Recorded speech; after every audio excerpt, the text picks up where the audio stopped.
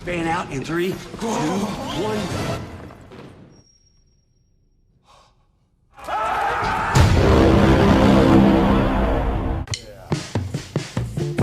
Hai, selamat datang kembali di channel Uni Recap. Gimana kabarnya? Baik-baik saja? Di video kali ini, saya akan merangkum sebuah film berjudul Teenage Mutant Ninja Turtle alias Kura-Kura Ninja. Bagi anak-anak zaman old seperti saya, tentunya tidak akan asing dengan film yang satu ini. Dan sama seperti judulnya, film ini menceritakan 4 kura-kura di mana mereka bermutasi dan berubah menjadi makhluk yang sangat kuat, cepat, dan juga gesit. Dan bahkan, mereka menyebut diri mereka sebagai ninja yang selalu melindungi kota dari balik bayangan. Ya sudah, tanpa banyak cincai, langsung saja kita masuk ke ceritanya, guys.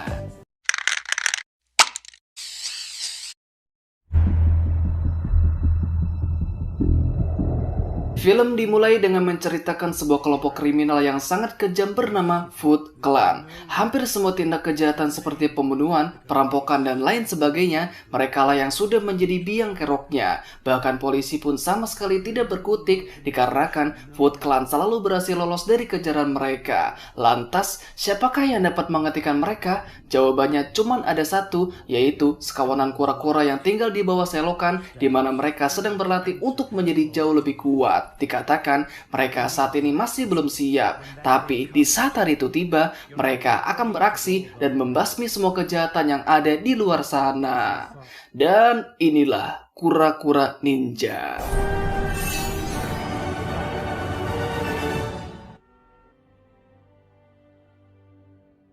Kemudian kita dibawa ke sebuah dermaga. Di sana ada seorang wanita yang sedang melakukan wawancara. Wanita ini bernama April O'Neil. Diketahui belum lama ini terjadi sebuah perampokan bersenjata di tempat ini. Dikatakan hampir semua jenis bahan kimia berbahaya sudah habis dicuri oleh para perampok. You don't just buy this stuff, even on the black market. Benzyl cyanide and some deaminating agents too. Namun belum selesai melakukan wawancara, April dipanggil oleh seseorang bernama Vernon Fenwick. Dia adalah rekan kerjanya sekaligus kameramennya di setiap berita yang dia bawakan. Dikatakan April memiliki ambisi untuk menjadi seorang jurnalis terkenal yang selalu ingin mendapatkan berita besar untuk dipublikasikan. Akan tetapi, dia malah berakhir menjadi seorang reporter yang hanya meliputi berita ringan saja.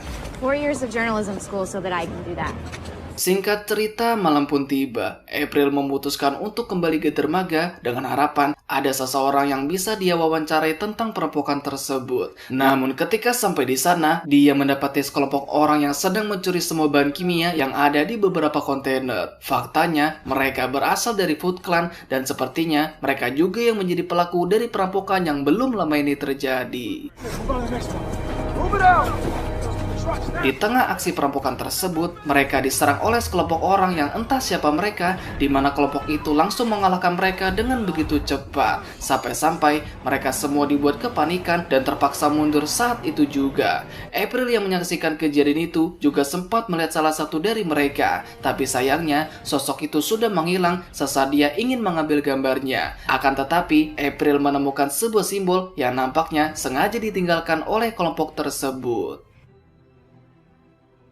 Singkat cerita, esok hari pun tiba. Sadar kalau kejadian semalam akan menjadi berita yang sangat menggemparkan, April mencoba untuk menyampaikan hal tersebut kepada semua teman kerjanya. Bahwasannya ada sekelompok orang yang bisa melawan Foot Clan dan bahkan mampu mengalahkan mereka dengan cukup mudah. Akan tetapi, mereka semua sama sekali tidak percaya dengan ceritanya tersebut. Meskipun dia sudah menunjukkan foto simbol yang ada di TKP, tapi itu masih belum cukup untuk dikatakan sebagai bukti. I'm gonna pretend we never had this conversation. I'm erasing it from my mind. Malamnya, April datang ke sebuah acara di mana kita diperkenalkan pada seorang pria bernama Eric Sachs. Dikatakan, Eric ini adalah pemilik dari suatu perusahaan bernama Sachs Industry, di mana perusahaannya tersebut mempunyai pengaruh yang sangat besar di kota New York, dan bahkan teknologi yang sudah mereka kembangkan digunakan untuk menjaga keamanan di kota tersebut. Of New York, our city, safe. Setelah selesai berpidato, April menghampirinya untuk membicarakan beberapa hal. Dari pembicaraan tersebut, kita mengetahui sesuatu, bahwasannya jauh sebelum menjadi sukses seperti sekarang ini, Eric pernah bekerja dengan ayahnya April di sebuah lab. Sampai suatu ketika, terjadi sebuah insiden kebakaran yang menewaskan beberapa karyawan, termasuk ayahnya April yang juga tewas dalam insiden tersebut. I'll see you on TV.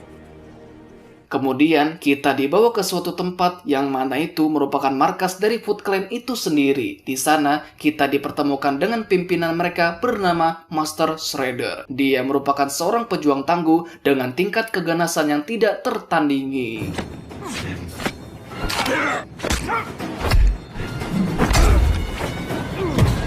Setelah kejadian pada malam itu, dia sangat tidak puas dengan hasil kerja anak buahnya, di mana mereka dapat dikalahkan dengan mudahnya oleh sekelompok orang yang masih menjadi misteri. Dan untuk memperbaiki kegagalan tersebut, dia memerintahkan anak buahnya untuk segera menangkap mereka dengan segenap kekuatannya. We will own this city. Beralih kepada April dan juga Vernon, di mana mereka dikejutkan dengan sejumlah orang yang sedang ketar-ketir mencari pertolongan. Dan ternyata terjadi sebuah penembakan di stasiun bawah tanah, yang mana itu adalah perbuatan dari Foot Clan. Dengan jiwa jurnalis yang penuh dengan rasa penasaran, April nekat masuk ke dalam stasiun tersebut demi bisa mendapatkan beberapa gambar. Tapi sayangnya, dia harus tertangkap dan dibawa ke tempat di mana ada banyak orang yang sedang mereka sandra. Let's rock and roll, boys. Tepat di saat sebuah kereta lewat, lampu-lampu seketika padam dan mereka langsung diserang secara tiba-tiba. Dalam waktu yang singkat, kelompok itu mampu mengalahkan mereka dengan cukup mudah.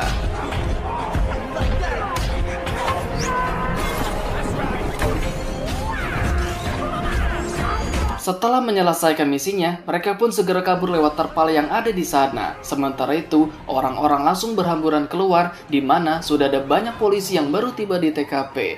Akan tetapi, April yang masih penasaran dengan sosok yang sudah menyelamatkannya, mencoba untuk mengikuti mereka. Tiba di sebuah gedung, dia pun mendengar suara mereka yang tengah berbincang-bincang, di mana April langsung naik ke atas untuk melihat mereka secara langsung. Tanpa disengaja, April langsung memotret mereka dengan cahaya flash, yang mana itu langsung disadari oleh mereka. Di saat itu juga, mereka langsung menangkapnya dan memaksanya untuk segera menyerahkan ponselnya. Dan disinilah April dibuat sangat terkejut ketika melihat wujud mereka yang sama seperti monster yang membuatnya langsung pingsan seketika. Setelah dia sudah sadar, mereka pun memperkenalkan diri mereka sebagai kura-kura ninja. Meskipun memiliki fisik yang sangat besar, mereka mengaku kalau mereka masih di usia remaja. Dan tentunya, masing-masing dari mereka memiliki sebuah nama. Yang biru bernama Leo, merah bernama Raphael, ungu bernama Donnie, dan terakhir si warna jingga bernama Mikey. Selain itu, mereka sudah menghapus foto yang baru saja diambil dengan tujuan untuk merahasiakan identitas mereka. Dan jika April berani mengatakan hal ini kepada siapa pun, mereka tidak akan segan untuk menemukannya.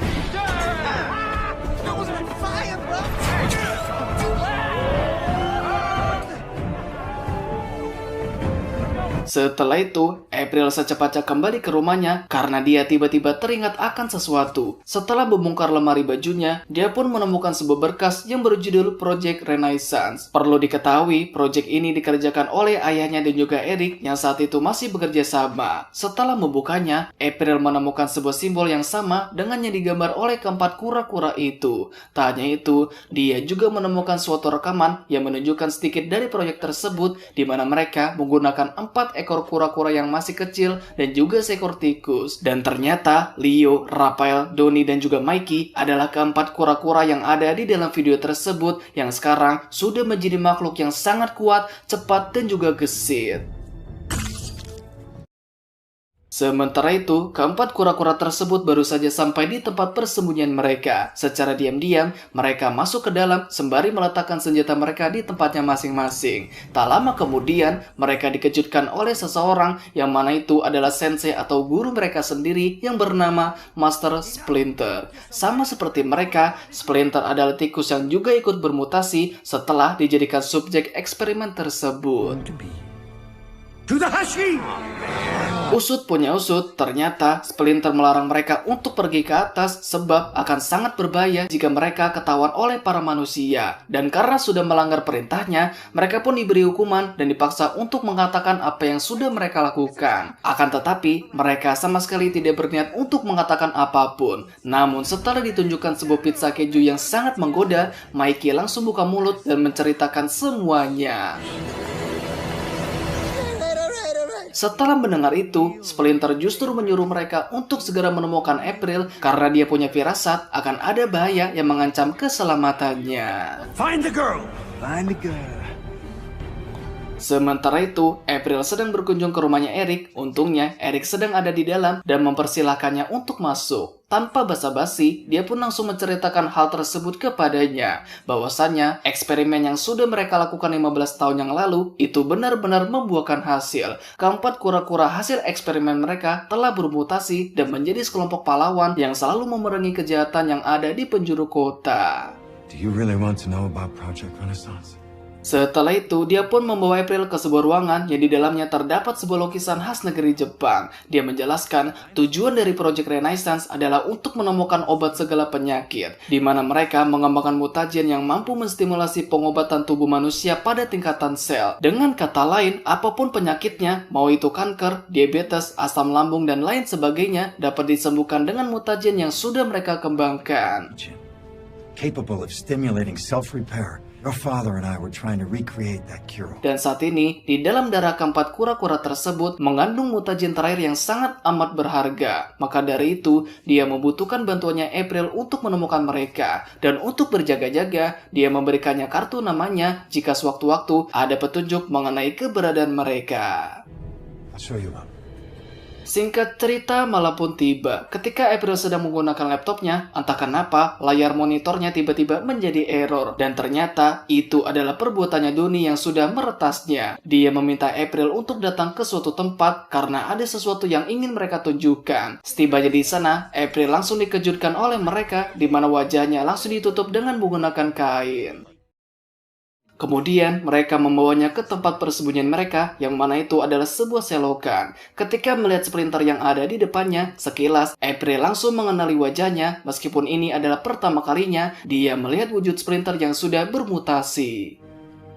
All will be made clear. Di sisi lain, Eric datang ke suatu tempat yang ternyata itu merupakan markas dari Foot Clan. Tak lama setelah itu, muncullah Shredder yang langsung menyambutnya dengan cukup ramah. Dan Anda akan sangat dibuat terkejut ketika dia memanggil Eric dengan panggilan murid. Koniru. Desio.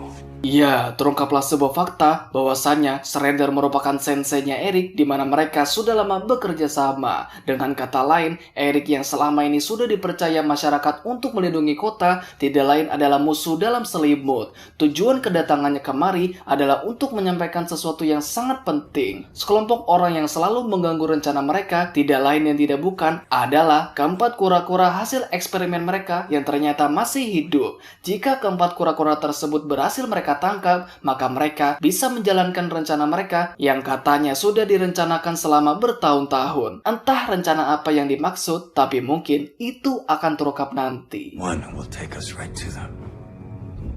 Kemudian mereka pun melacak keberadaan April lewat kartu namanya Eric yang sebelumnya dia dapatkan. Dengan begitu, mereka bisa langsung mengetahui tempat persembunyian mereka.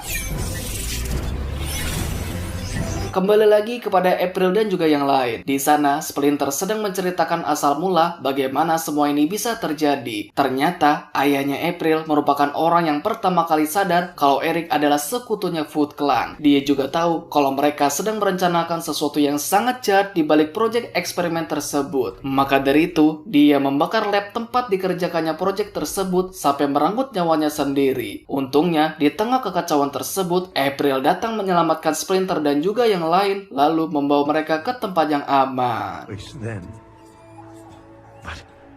Dari selokan inilah mereka mulai bermutasi menjadi sesuatu yang tidak pernah mereka bayangkan. Karena masih begitu kecil, Splinter merawat dan menjaga mereka seperti anaknya sendiri. Namun seiring berjalannya waktu, Splinter mulai menyadari cepat atau lambat akan ada bahaya yang mengancam mereka. Lalu dia menemukan sebuah cara di mana dia mengajari mereka tentang ilmu bela diri, taijutsu, bukijutsu, dan jutsu-jutsu lainnya. Secara mengejutkan, mereka belajar dengan begitu cepat dan mengembangkan ilmu yang mereka pelajari dalam waktu yang singkat.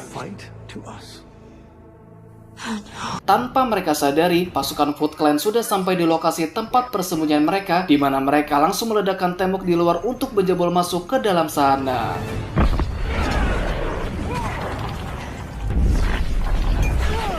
Setelah itu, semua pasukan langsung masuk ke dalam sana dan berupaya untuk menangkap mereka. Akan tetapi, kelima mutan tersebut dapat mengalahkan mereka dengan cukup mudah. Sementara itu, Raphael pergi ke suatu ruangan untuk menghalau mereka, namun tak diduga, langit-langit yang ada di sana seketika runtuh dan jatuh menimpanya. Tak lama setelah itu, muncullah Shredder yang sudah memakai baju zirahnya yang dilengkapi dengan sejumlah bilah pedang di kedua ujung tangannya. Dan di saat itulah, Splinter langsung berhadapan dengannya, di mana terjadi pertarungan yang cukup sengit di antara mereka.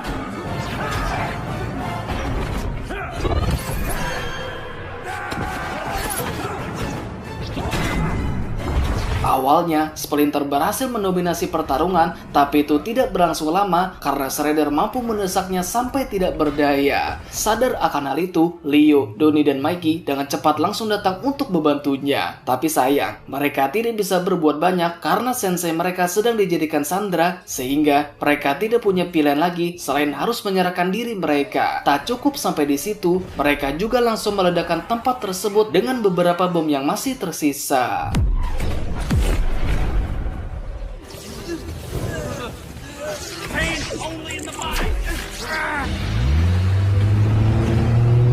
Sementara itu, Raphael yang sebelumnya tertimpa reruntuhan ternyata masih hidup. Namun, dia dibuat sangat terkejut ketika melihat Splinter yang sudah dalam kondisi yang sangat memprihatinkan. Dengan cepat, dia langsung memberikannya sedikit perawatan untuk menyembuhkannya. Kemudian, Splinter menyuruhnya untuk segera menyelamatkan 3 saudaranya yang saat ini sedang dalam bahaya. Di sebuah monitor, dia mendapat petunjuk lokasi mereka lewat pelacak yang dinyalakan oleh si Donnie.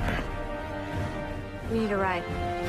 Namun untuk pergi ke sana, mereka membutuhkan sebuah kendaraan. Maka dari itu, April menghubungi Vernon untuk meminta bantuannya. Vernon yang sebelumnya tidak percaya dengan April, kali ini langsung dibuat sangat terkejut dengan kemunculan Raphael yang tiba-tiba sudah ada di dalam mobilnya. I'm a nerd. Now that we got that out of the way, hit it. Di sisi lain, Leo, Donnie, dan Mikey sedang ditahan di markas mereka. Di sana juga ada Eric yang dibuat sangat terkesan dengan 3 makhluk yang ada di depannya. Dan disinilah Eric membeberkan rencana yang saat ini sedang mereka jalankan. Dikatakan mereka memiliki banyak racun mematikan yang mereka dapat dari hasil merampok di dermaga. Nantinya, semua racun mematikan tersebut akan dilepaskan dan disebarkan ke seluruh penjuru kota. Bisa dipastikan akan ada banyak korban berjatuhan yang akan mengguncang seluruh pemerintah dunia. Nah, dari sinilah Eric akan mengambil keuntungan dengan menjual obat penawar racun tersebut yang dibuat dari mutagen yang didapat dari tubuh mereka. Itulah kenapa mereka dibawa kemari untuk kemudian disedot darahnya sampai tidak tersisa. We will be gods. Di sisi lain, mereka bertiga baru sampai di markas mereka dan langsung menerobos masuk ke dalamnya. Dan itu langsung diketahui Eric yang ada di dalam, di mana dia langsung kabur duluan menuju ke pusat kota. Tepat setelah itu, Raphael sudah sampai di ruangan tersebut yang di sana sudah ada Shredder yang masih mengenakan baju zirahnya. Dan mau tidak mau, Raphael harus melawannya meski dia tahu kalau dia tidak bisa menang. Focus on me.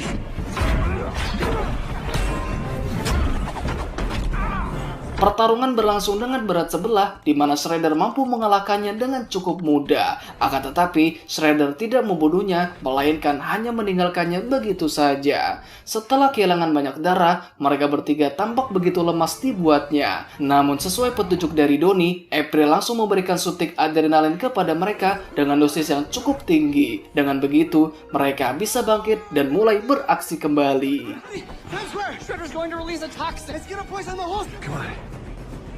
Akan tetapi, mereka harus secepatnya kembali ke pusat kota sebelum mereka melepaskan racun tersebut. Dengan cepat, mereka menggunakan sebuah truk lapis baja yang kebetulan sedang ada di sana. Namun di tengah perjalanan, lagi-lagi mereka langsung dihadang oleh anggota Foot Clan yang masih tersisa, di mana mereka langsung menembakkan roket launcher tepat ke arah mereka.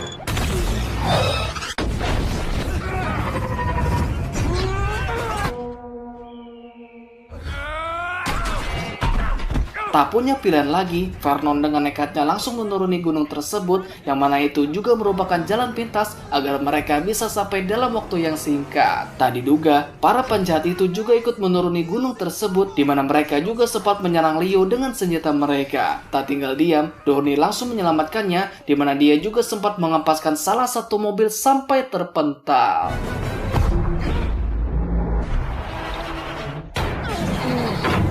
Kemudian Mikey dan Raphael juga membereskan mobil yang satunya. Dengan begitu tersisa satu mobil lagi yang tersisa. Tapi masih ada satu masalah yang harus mereka hadapi, karena dalam waktu kurang dari 1 menit mereka akan segera jatuh ke dalam jurang yang letaknya tepat di depan mereka. Dengan cepat Leo mendekati April dan juga Vernon yang ada di kursi depan. Akan tetapi mobil yang satunya lagi menembakkan senjatanya ke arah Leo. Melihat itu, Donnie dan Raphael melakukan suatu gerakan dan langsung menghantam mobil tersebut.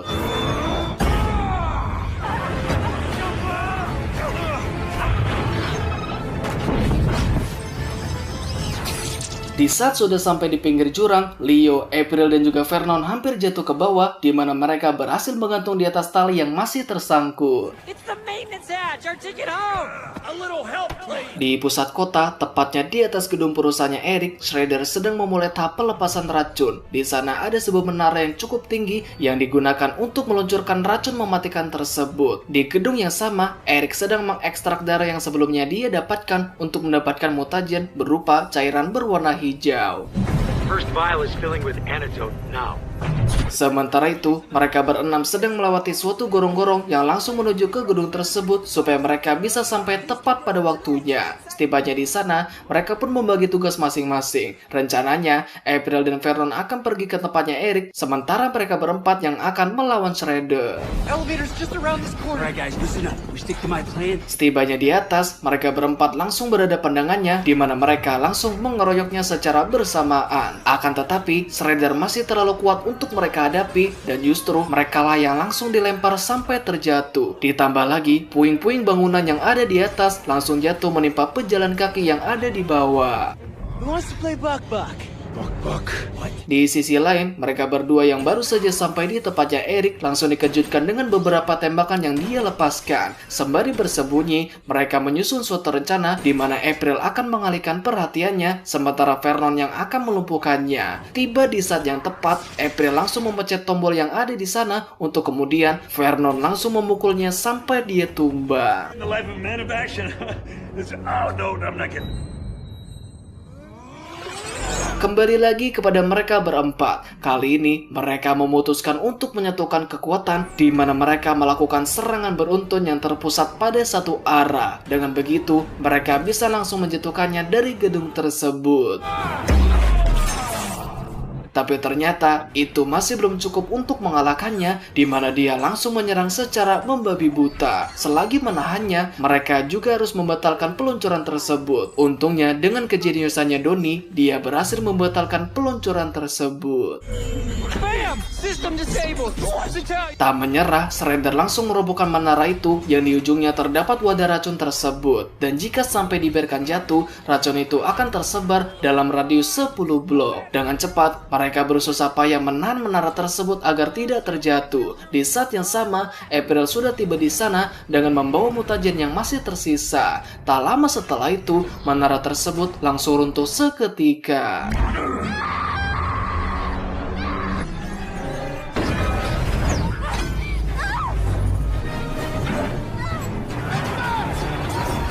Tepat di saat April hampir jatuh ke bawah, mereka dengan cepat langsung menangkapnya dan bergelantungan seperti halnya sekawanan monyet. Kemudian, mereka langsung menganyunkannya tepat ke arah Shredder, lalu menjatuhkannya dengan sekali tendang.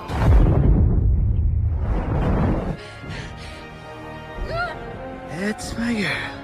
Tak cukup sampai di situ, mereka masih harus bertahan sebab menara tersebut pelan-pelan mulai jatuh ke bawah. Sadar kalau mereka akan mati di tempat ini, masing-masing dari mereka mengucapkan kalimat perpisahan sampai-sampai Raphael tidak sanggup menahan air matanya. Namun takdir telah berkata lain, di mana mereka semua berhasil selamat, begitu juga dengan warga sipil yang juga ada di sana.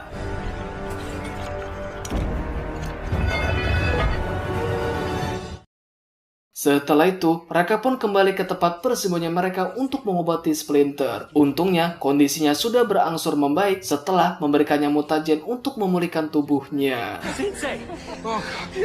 You're alive. Setelah kejadian itu, Vernon mendapatkan sebuah mobil dinas baru yang modelnya lebih bagus daripada sebelumnya. Tapi bukan hanya dia saja, mereka berempat juga menciptakan sebuah mobil baru hasil rancangannya Donnie yang tentunya lebih canggih daripada miliknya. Di mana mobil tersebut memiliki berbagai macam fitur, salah satunya adalah rocket launcher yang langsung menghancurkan mobil barunya si Vernon.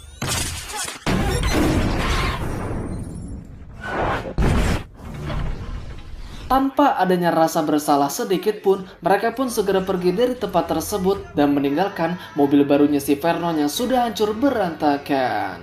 Dan film pun selesai.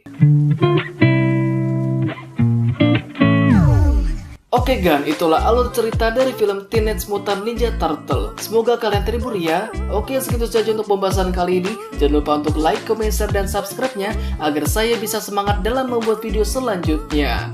Terakhir saya ucapkan terima kasih dan sampai jumpa di video selanjutnya. Bye bye bye.